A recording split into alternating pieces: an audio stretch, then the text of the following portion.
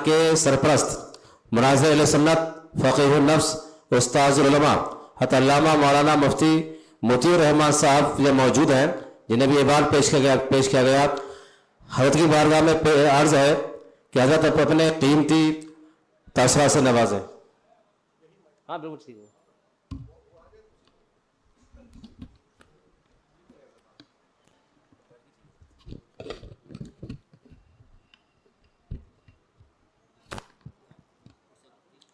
ठीक है। अस्सलामु अलैकुम हज़रात, मैं रस्मी तौर पर हज़रत सैयद ज़फ़र इक़बाल साहब का शुक्रिया अदा करके जो क़द्र क़ीमत मोहब्बत उनकी मेरे दिल में है,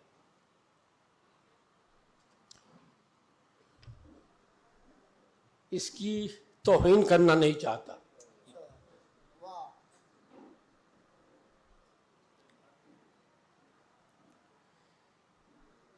उनका जो कारनामा है ये वो सब आप हजरात की आंखों के सामने है।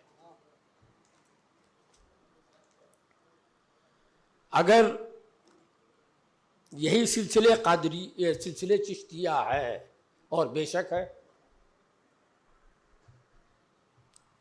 तो जो लोग सूफिया के मुनकिर हैं और ख़ास तौर पर कव्वाली को लेकर सिलसिले चिश्तिया की मुखालफत करते हैं, उन्हें लाके ये उर्स दिखाया जाए।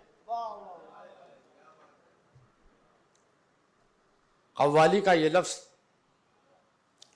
हज़रत सैयद साहब की ज़बान पर भी आया था।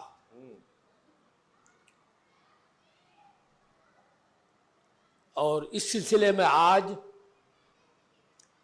चिश्तियों की निगाह में सबसे बड़ा मुजरिम इमाम अहमद रज़ा बरेलवी है कि उन्होंने नाजायज़ कहा है। उन्होंने बुजुर्गों की कव्वालियों को नाजायज़ नहीं कहा है।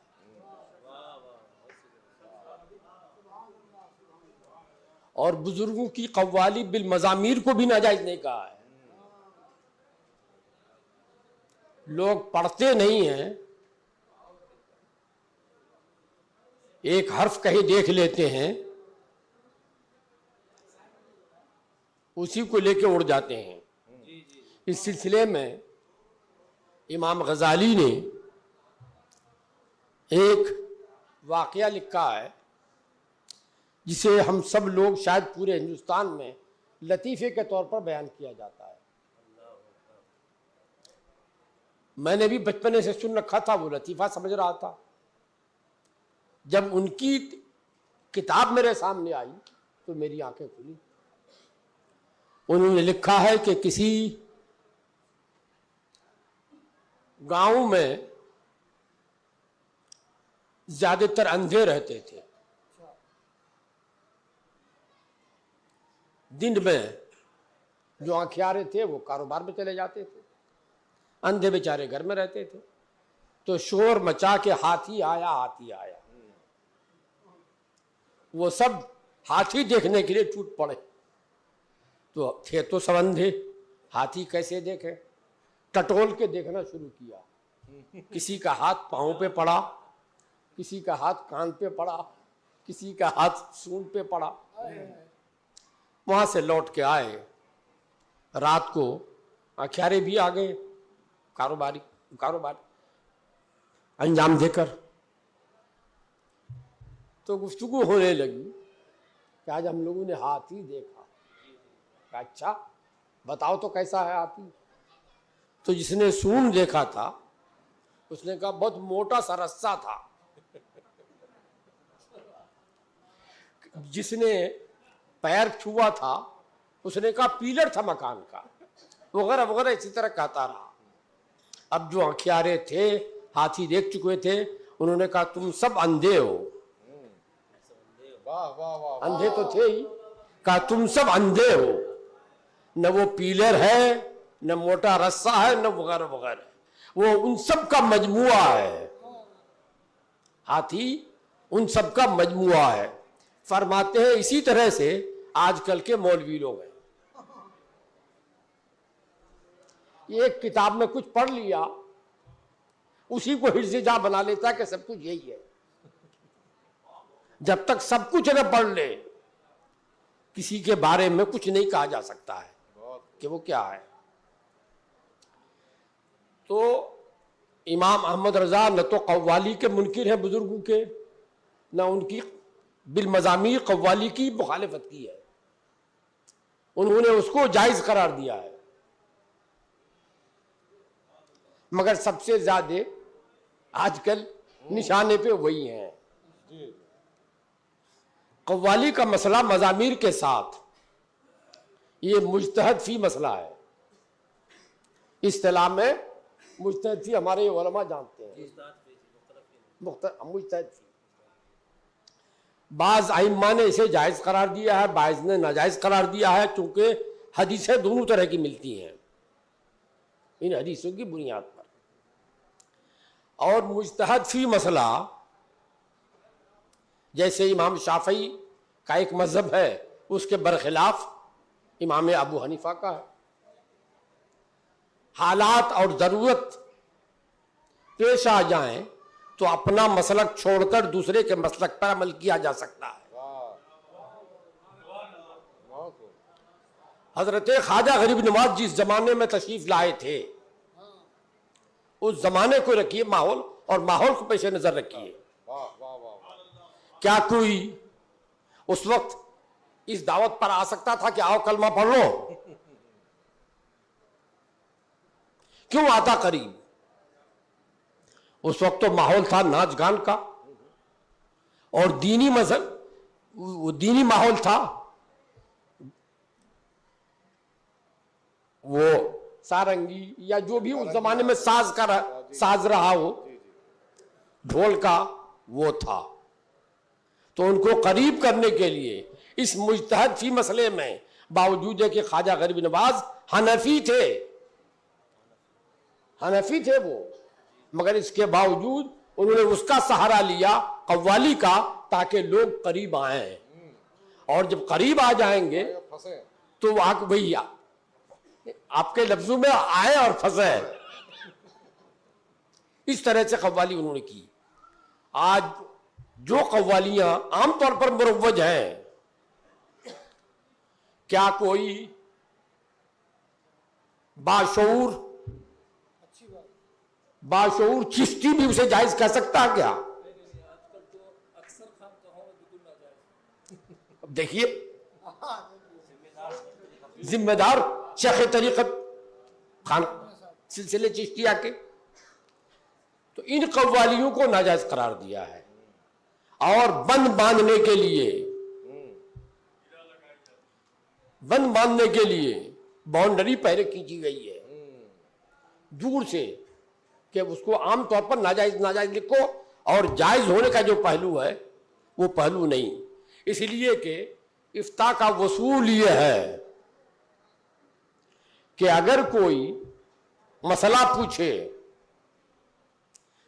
तो जब तक जरूरत सामने न आए अपने मसलक की बात बताओ। अगरचे दूसरे मसलक में जायज हो या नाजायज हो, उसको उसे रहने दो, उसे मत बताओ। वसूल इफ्ता ये है। इसलिए इमाम अहमद रज़ा ने आमतौर पर नाजायज लिखा, लेकिन जायज भी लिखा। जायज कहां लिखा? जहां बुजुर्गों की बात आई है, बहुत खूब ये लिखा। अभी बात आई थी उलमा और सूफिया की। मैं तो इसका कायल ही नहीं हूं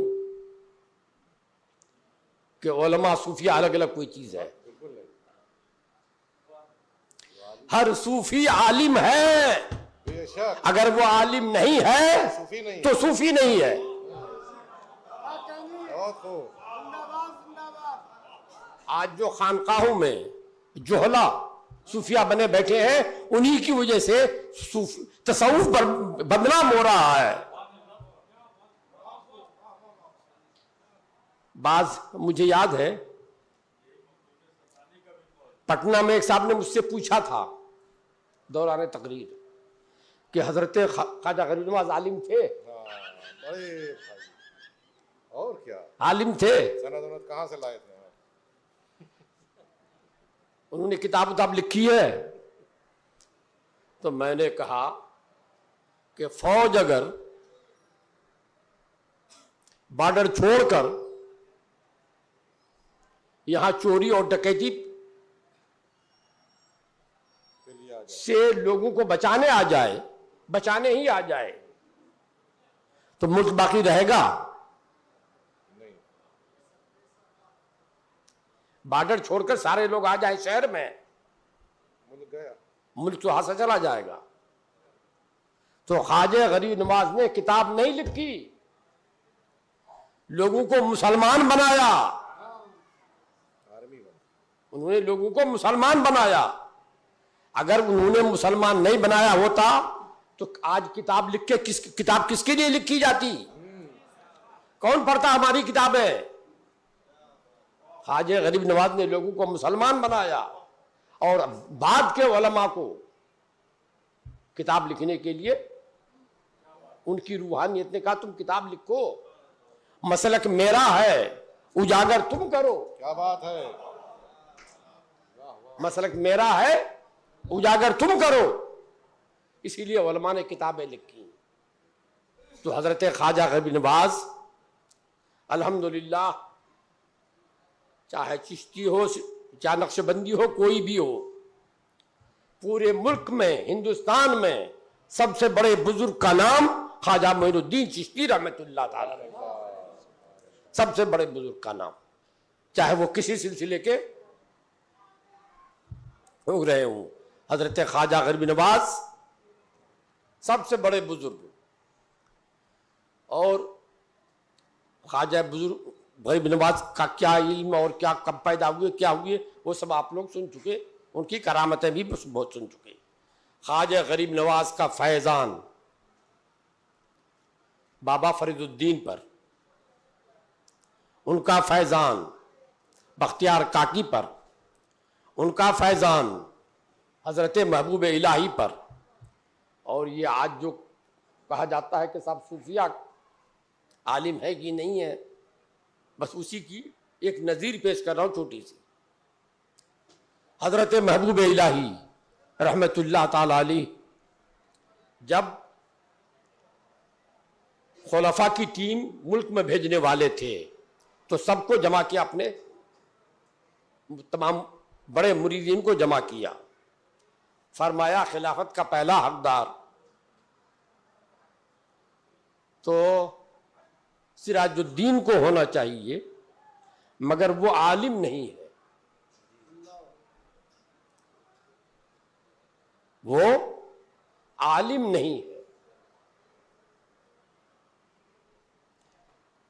जो दूसरे मशाइख थे वो हजरत महबूब इलाही का इशारा समझ गए कि काश कोई इसे पढ़ा दे, काश कोई इसे पढ़ा दे। हजरत फखरुद्दीन ज़र्रादी रहमतुल्लाह ताला अलैह खड़े हुए अर्ज किया कि हुजूर अगर इजाज़त दे तो मैं 6 महीने में इसे आलिम बना सकता हूँ।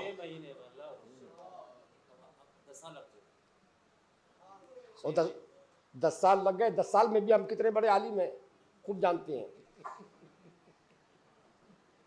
6 महीने के बाद फरमाते हैं हजरत महबूब इलाही, ये हजरत शेख अब्दुल हक मुहद्दिस देहलवी के उस जमाने में दिल्ली में उनसे बड़ा कोई आलिम नहीं हुआ।